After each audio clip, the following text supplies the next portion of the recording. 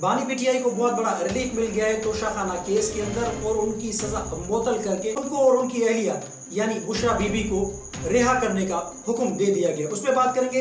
दूसरा ये कि नाना करते बिलाखिर चीफ जस्टिस काजी फाइज साहब ने सुमोटो ले लिया। 6 जजेस के खत का मामला एक मुतनाज़ा बन गया था, लेकिन उसके बाद इस पे सुमोटो बिलाखिर ले लिया गया है। और तीसरी बात यह कि हुकूमत की जानिब से कहा गया है कि हमें इस पर कोई एतराज़ नहीं, 7 रुकनी बेंच सुने या 15 रुकनी बेंच सुने, हमें कोई एतराज़ नहीं। आज़म नज़ीर तारड़ ने क्या कहा है वो भी आपके सामने बातें रखता हूँ, और साथ ही साथ जस्टिस रिटायर तसद्दुक़ हुसैन जिलानी साहब ने आखिर इनकार क्यों किया। नाज़रीन, नाना करते बिलाखिर chief justice of Pakistan justice Qazi Faez sahab ने सुमोटो ले लिया। वो सुमोटो क्यों लिया गया, उसके पीछे क्या वजूहात थी, आपके सामने रख रहा हूँ कि वो इस वजह से क्योंकि इस 6 जजेस के ख़त के मामले को इतना मुतनाज़ा बनाया गया था।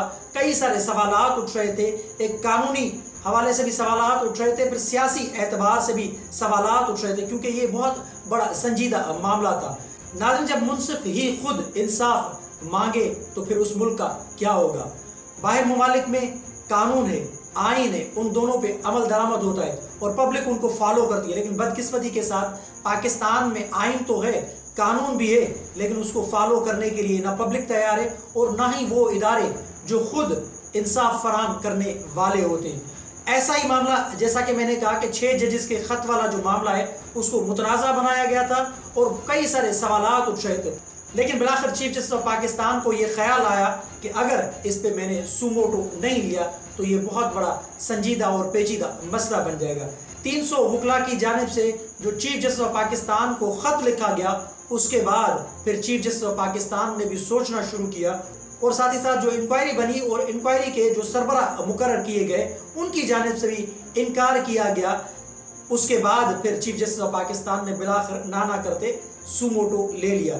अब ये सुमोटो तो ले लिया गया है, 7 रुकनी बेंच भी बना दिया गया है, इसको पीटीआई की जानिब से भी खुशाइन करार दिया गया है, लेकिन पीटीआई का एक मुतालबा और है, इसको अगर फुल कोर्ट नहीं बनाया जाता तो फिर कम से कम 12 जजेस की बेंच तश्कील दे दिया जाए। और फिर ये क्योंकि एक बहुत बड़ा मामला है, इसको बकौल बैरिस्टर गौहर के कि 12 रुकनी बेंच ही इसको सुन सकता है, तो लिहाजा इस्तदा है हमारी कि 12 रुकनी बेंच तश्कील दे दिया जाए। सुप्रीम कोर्ट से इस्तदा की है बैरिस्टर गौहर ने कि 12 रुकनी बेंच तश्कील दिया जाए और फिर इस केस की लाइव सुनवाई हो। लेकिन इससे कबल जो इंक्वायरी कमीशन के सरबराह मुकर्रर किए गए थे, जो हुकूमत की जानिब से इंक्वायरी कमीशन बनाया गया, उनके जो सरबराह हैं जस्टिस रिटायर्ड तसद्दुक़ हुसैन जिलानी, उन्होंने कहा कि हुकूमत के बनाई हुई जो कमीशन है उसमें जो टर्म्स ऑफ रेफरेंस जो तय किए गए वो 6 जजेस के खत से मुताबिकत ही नहीं रखते, तो फिर ऐसे कमीशन के सरबराह होने का क्या फ़ायदा। उन्होंने इनकार किया, उसके बाद फिर ये सुमोटो लिया गया है। अब इसमें आज़म नज़ीर तारड़ का कहना है कि हुकूमत को कोई इस पे एतराज़ नहीं, यानी वज़ीर कानून का कहना है कि हुकूमत को इस पे कोई एतराज़ नहीं, 7 रुकनी बेंच तश्कील दिया जाए या 15 रुकनी बेंच तश्कील दिया जाए, इससे कोई सरोकार नहीं, हमें कोई फ़र्क नहीं पड़ता। उन्होंने कहा है कि जस्टिस रिटायर्ड तसद्दुक़ हुसैन जिलानी का ख़त सुमोटो अख्तियार लेने से 1 घंटा कबल ही वज़ीर आज़म हाउस को मौसूल हो चुका था, तो लिहाजा ये कमीशन हमने बनाया था, लेकिन उन्होंने इनकार कर दिया।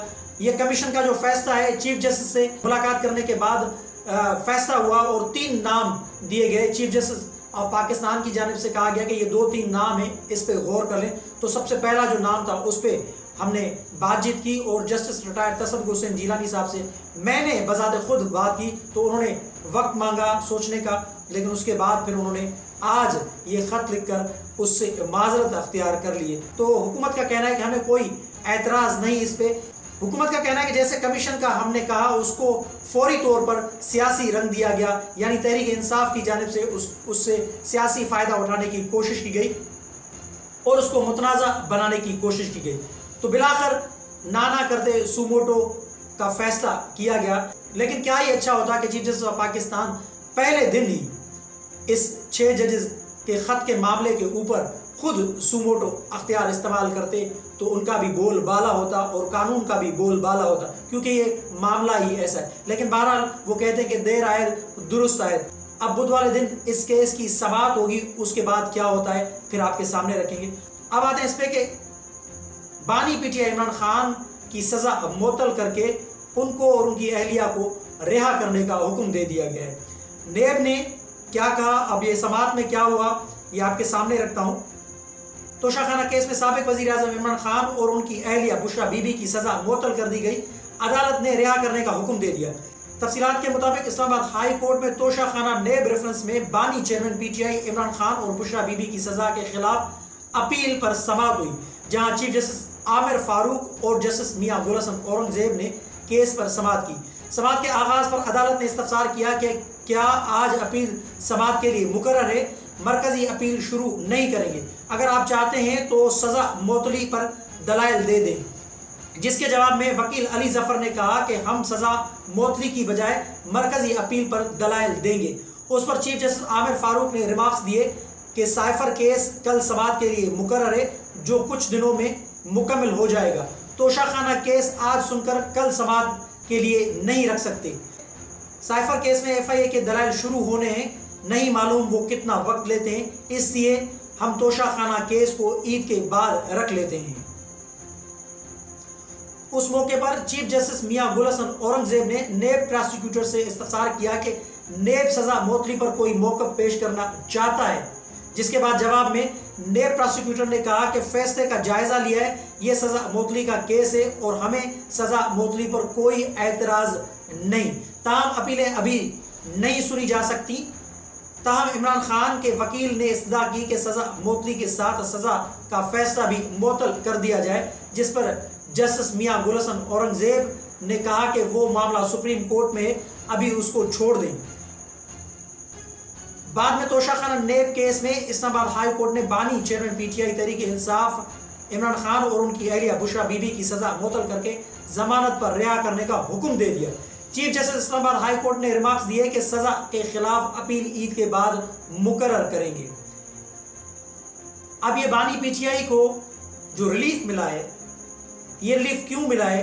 मेरे ख्याल से या तो राब्ते हुए हैं, और एक बहुत बड़ी बात यह है कि ये जो 6 जजेस का जो ख़त है, इस ख़त ने भी बहुत बड़ा काम कर दिया है। इसकी वजह से भी इमरान खान को मेरे ख्याल से ये रिलीफ मिलता हुआ जा रहा है, ये आगे भी मज़ीद रिलीफ मिलेगा, क्योंकि 6 जजेस को जो धमकाने या उन पे प्रेशराइज करने की जो बात है, या उनके अख्तियारात में या उनसे जो फैसला लेने की जो बात है, अब ये तो जाहिर सी बात है अब सुमोटो लिया गया है इसमें 6 जजेस के ख़त के मामले के ऊपर। अब ये सुप्रीम कोर्ट के अंदर मामला है, इस पर मज़ीद मैं बात नहीं करूँगा क्योंकि ये फिर कोड ऑफ कंडक्ट में चला जाएगा।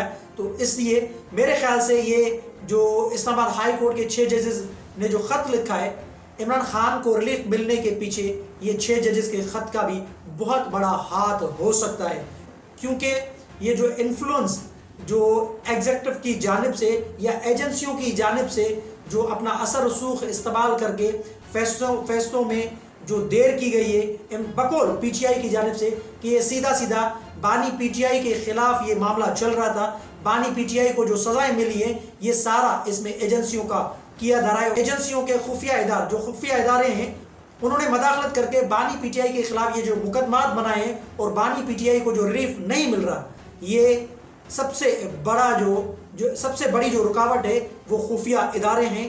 तो ये 6 जजेस ने, मेरे ख्याल से ये जो 6 जजेस ने ख़त लिखा है, इस ख़त का बहुत बड़ा हाथ है बानी पीटीआई की इस तोशाखाना नेब रेफरेंस केस में सज़ा मुअत्तली पर, और जो उनको रिहा करने का हुक्म दिया गया है ज़मानत पे, ये इसके पीछे इस 6 जजेस के ख़त का बहुत बड़ा हाथ है। तो नाज़रीन, मैंने आपके सामने सारी चीज़ें रखी हैं।